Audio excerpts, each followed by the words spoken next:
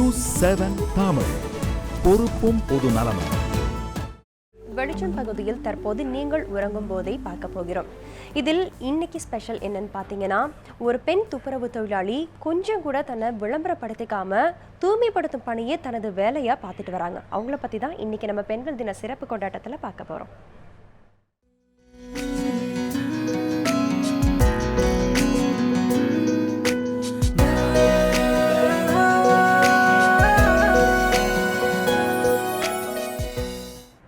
நேரம் இப்போ சரியாக 12 மணியை தாண்டிருச்சு. அதாவது மார்ச் 8ஆம் தேதி பிறந்துருச்சு சர்வதேச பெண்கள் தினம்.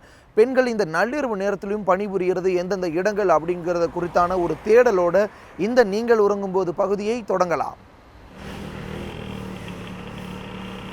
சென்னையின் மத்திய பகுதியில் வலம் வந்த பொழுது நுங்கம்பாக்கம் பகுதியில் சாலைகளை சுத்தம் செய்து கொண்டிருந்த பெண்கள் என் கவனத்தை ஈர்த்தனர். அப்போதே நீங்கள் உறங்கும்போது பெண்கள் ஸ்பெஷல் இவர்களோடு தான் என்று முடிவு செய்துவிட்டேன்.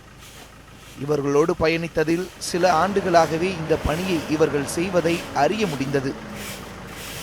நைட் 8 மணிலேருந்து காலைல 4 மணி வரை செய்கிறோம். ஒலுவர் கோட்டம், கோடம்பாக்கம், சைதாப்பேட்டை, மவுண்ட் ரோடு எல்லா இடம் நாங்கள் வேலை செய்கிறோம்.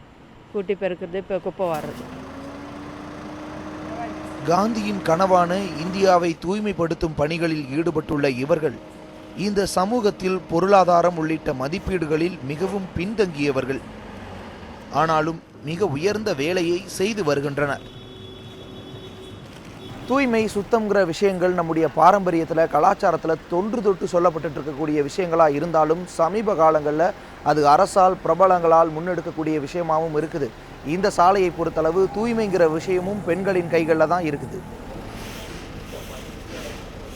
இவர்கள் நம்மை விசாரித்ததில் மகளிர் தினம் பற்றி குறிப்பிட்டதும் அவர்களும் அனைத்து மகளிருக்கும் வாழ்த்துக்களை தெரிவித்தனர். எல்லாத்துக்கும் மகளிர் தின நல்வாழ்த்துக்கள். அந்த மாதிரி எல்லாருமே தைரியமாக இருந்து நல்லா வழி நடத்தி குப்பை இல்லாமல் ஏரியாவெல்லாம் சுத்தமாக வச்சிட்டு இருந்தால் எல்லாத்துக்கும் நல்லது. நள்ளிரவு நேரம் என்பதால் சாலைகளில் வாகனங்கள் மிக குறைவாகவே செல்கின்றன. அதனால் இந்த பணிகளை இவர்கள் தொய்வில்லாமல் செய்து வருகின்றனர். பெண்களின் பாதுகாப்பு விவாத பொருளாக இருக்கக்கூடிய இந்த சூழ்நிலையில் இந்த நள்ளிரவிலும் மையிருட்டிலும் பெண்கள் இங்கே ஆண்களின் துணை இல்லாமல் வேலை செஞ்சுட்டு இருக்கிறத பார்க்கறது ஆச்சரியமான விஷயமா தான் இருக்கு.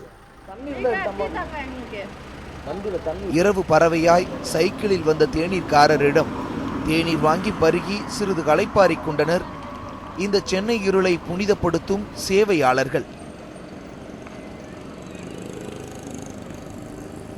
உலகெங்கும் மகளிர் தினம் கொண்டாடப்படலாம். இங்கு மகளிருக்கான உரிமையும் பாதுகாப்பும் நிரூபிக்கப்பட்டு கொண்டிருக்கின்றது.